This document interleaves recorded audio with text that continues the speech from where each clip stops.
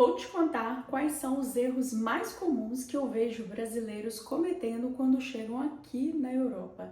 E já te dou um spoiler, não é falta de sorte, é falta de estratégia. Gente, eu sou a Ivânia, eu moro na Europa há 7 anos e eu já venho vendo esse filme se repetir várias e várias vezes. Pessoa trabalhadora, cheia de vontade de vencer na vida, resolve sair do Brasil para poder conquistar as coisas e quando chega aqui, tem finalmente a oportunidade, ela acaba se sabotando. Erro número 1: ostentar antes de conquistar. Você acaba de se mudar para um novo país e está em modo sobrevivência, certo?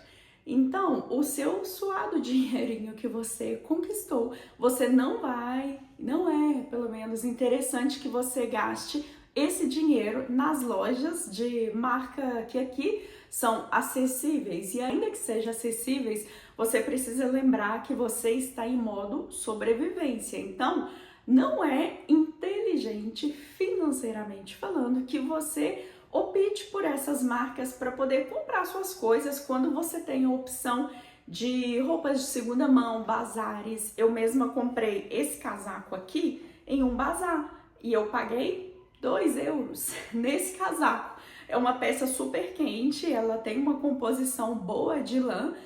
Uma coisa que se eu fosse para comprar em uma loja dessas mesmo, vamos dizer, de renomes aqui, que é Zara, que aí no Brasil é caríssimo, que aqui é uma coisa acessível. Mas ainda que seja acessível, é um acessível assim, puxado para ostentação. Então, esse mesmo casaco custaria no mínimo entre 40 a 60 euros e eu paguei 2 euros nessa peça. Então eu acho que são umas trocas inteligentes que a gente pode fazer nesse começo, sabe? Não estou falando que eu fiz esse processo, tá? Muitas das minhas dicas aqui são coisas que eu gostaria de ter feito no início, que eu gostaria de saber dessas opções e eu não fiz. Então, fica a dica para você: ostentar antes de conquistar. Segundo erro, só andar com brasileiros e não aprender o idioma. Acontece muito porque ao chegar em um novo país, a gente se sente mais confortável no nosso idioma nativo, para aprender a se comunicar, para ter mais oportunidades, tanto de saber das coisas, né, seja de trabalho, de festas, para a gente socializar, mas a gente deve tentar ao máximo nos integrar na cultura do país. E a gente não vai conseguir isso, na maioria das vezes, no nosso próprio meio, somente na comunidade brasileira, sabe?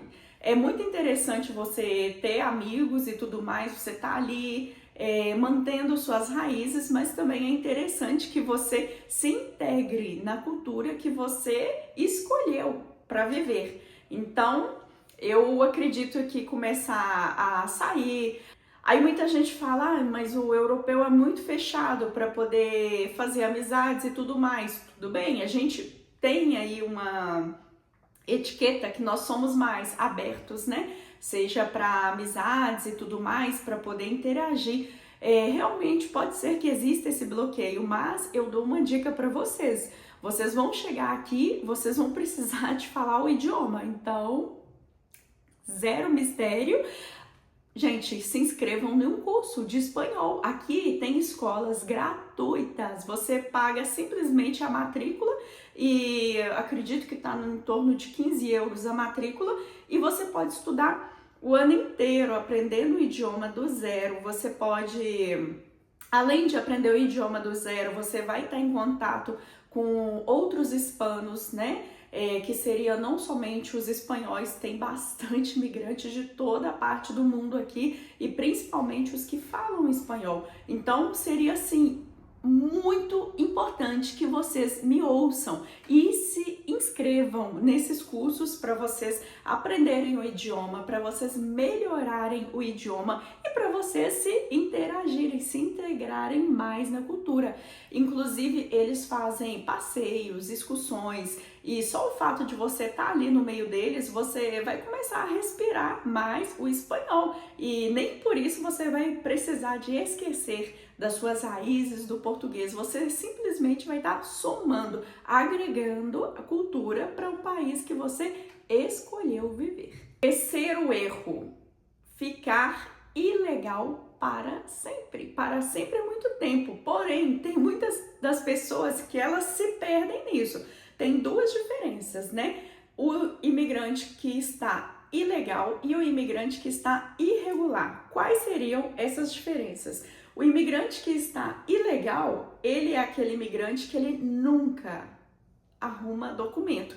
Ele está aqui 20 anos, que ele mora na Espanha e ele não tem a permissão de residência. Ele não pode ir no Brasil, ele não pode trabalhar, né, com um contrato de trabalho, cotizando, ele não pode abrir uma conta porque ele não tem documento, ele não pode fazer nada, ele não existe. Então, gente, isso é um erro gravíssimo e sim, eu conheço várias pessoas nessa situação, inclusive alguma delas agora terá uma chance, assim, de mão beijada, vai cair a sorte no colo delas, que é através desse decreto que vai ter uma regularização em massa, então elas podem se aproveitar disso, eu agarraria com todas as chances, óbvio, e é a chance delas se regularizarem, mas a maioria das pessoas que vão chegar, a gente não pode contar com um novo decreto já, pelo menos de imediato, isso não acredito que vá acontecer, tá?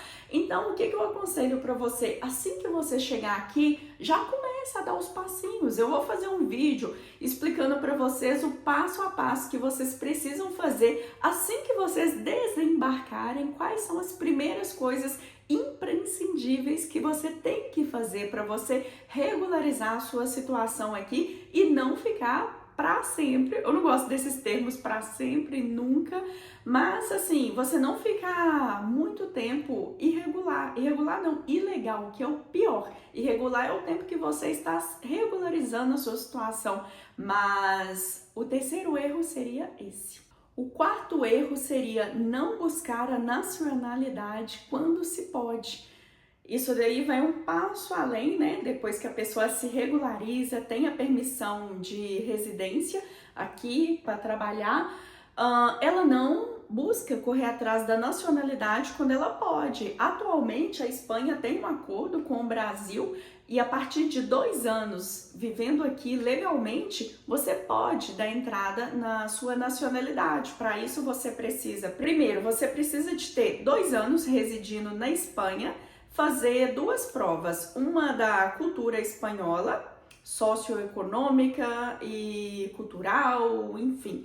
E são, acredito que a gente precisa estudar umas 300 questões e cai, se não me engano, cai 30 e você precisa acertar 15. Então, assim, mamata. E além disso, nós brasileiros, como nós não somos hispanohablantes, a gente lusófono, a gente precisa fazer uma prova de espanhol, mas a prova, gente, é assim, pelo que eu vi, exige um nível A1. A1 é super ok, é você saber entender o que a pessoa tá te falando e saber se comunicar, assim, a nível básico. Então, assim, não desperdice essa chance, porque, além disso, é como se fosse, assim, um passo VIP, sabe? Para você ter aqui na Europa. Quando a gente vai viajar, a gente observa que até mesmo ali na imigração tem a fila, né? Passaportes europeus e demais passaportes. Então, assim, até isso já facilita a sua vida, tá? Sem contar a gente brasileiro, a gente pode entrar em um pouco mais de 170 países, né? Só com um visto facilitado, mas a Espanha, o passaporte é mais forte do que o brasileiro, então a gente consegue entrar em mais países por causa desse visto deles. Então, se a gente tem essa oportunidade de conquistar a nacionalidade espanhola e subir um pouco de nível, por que não? Vai desperdiçar? Por quê? Erro número 5, gastar com cafezinho todos os dias. Isso é um erro que eu cometi e eu lembro que uma pessoa me alertou na época ainda.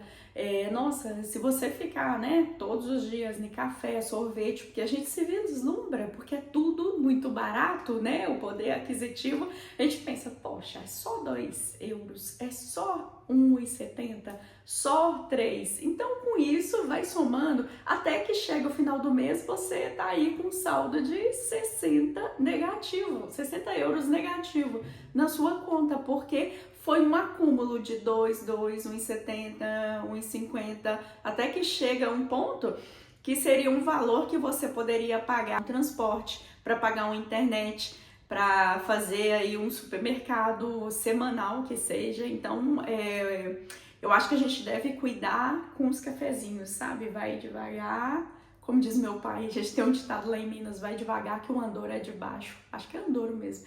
Então é isso, ir devagar e medir até mesmo os pequenos gastos que podem se tornar grandes no final. Sexto erro, não ter a reserva de emergência.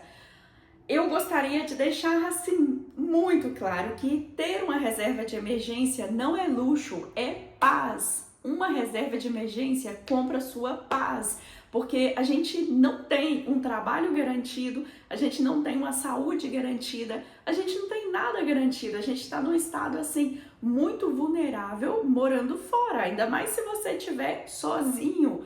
Então, ter essa reserva de emergência vai te permitir sua paz, que você literalmente compre sua paz no período que você te pegar desprevenido. Voltamos aí, por exemplo, eu passei por uma pandemia, passei por um acidente de trabalho, 2 na verdade. Então assim, se eu não tivesse reserva de emergência nesses episódios, eu estaria assim, na ruína. Claro que eu iria me virar, porém a minha reserva me fez ter paz para poder passar por esse período. E o 7º erro seria mandar tudo que você conquista aqui para o Brasil. E aqui a gente chega num ponto delicado. Tem vários tipos, né, de intenções. Tem a pessoa que realmente precisa ajudar as pessoas, mas ainda assim eu acho que é um ajudar que você deve fazer de forma consciente. Você também está reconstruindo a sua vida aqui. Tem as pessoas que elas querem ostentar, querem mostrar que elas estão bem aqui e não importa o que aconteça, ela pode comer aqui biscoito com água, mas ela quer mostrar ali de alguma maneira que ela tá bem enviando tudo que ela recebe. E tem também um ponto muito importante que eu quero abordar esse assunto com mais profundidade em outro vídeo, que é a culpa que a gente sente por estar fora do país, por viver longe da nossa família. Agora eu mesma acabei de falar com meu pai e ele falou, vem me ver. Eu falei, pai, gostaria muito, mas a passagem está muito cara, eu preciso me programar. E ele, mas eu não mandei você ir. Então a gente precisa lidar com a culpa, sabe? Da gente estar morando fora da nossa família, dos nossos amigos, enfim. E a gente acaba querendo compensar essa culpa com a generosidade, só que aí a gente acaba se destruindo nesse processo. Então, vai chegar um ponto que você vai precisar dosar. Até que ponto essa culpa vai te dominar e você, de fato, precisa suprir ela com dinheiro? Você pode suprir com presença, né? A gente não pode estar pessoalmente, mas a gente pode ligar, pode enviar uma mensagem. Tem outros meios e maneiras de você mostrar que você se importa com a sua família, que você segue se importando com seus amigos, que apesar de você ter escolhido viver em um outro país, você ainda ama eles, mas isso não é você tirando daqui da sua reserva para poder abastecer, para mostrar que você tá bem, que você se importa.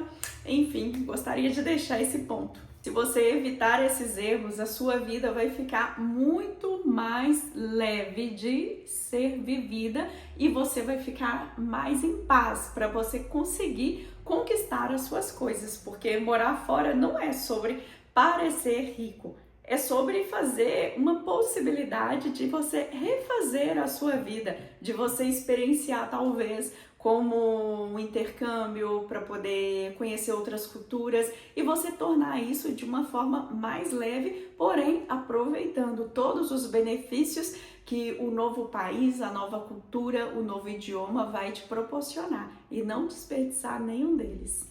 Aproveito para te convidar para assistir meus outros vídeos do canal, talvez eles te sirvam ou sirvam para alguém que você conheça que está morando fora, que está vindo morar. Espero ter ajudado, espero que tenham gostado desse vídeo e comente aqui quais são alguns desses erros que você já cometeu ou que você já viu de perto alguém cometendo.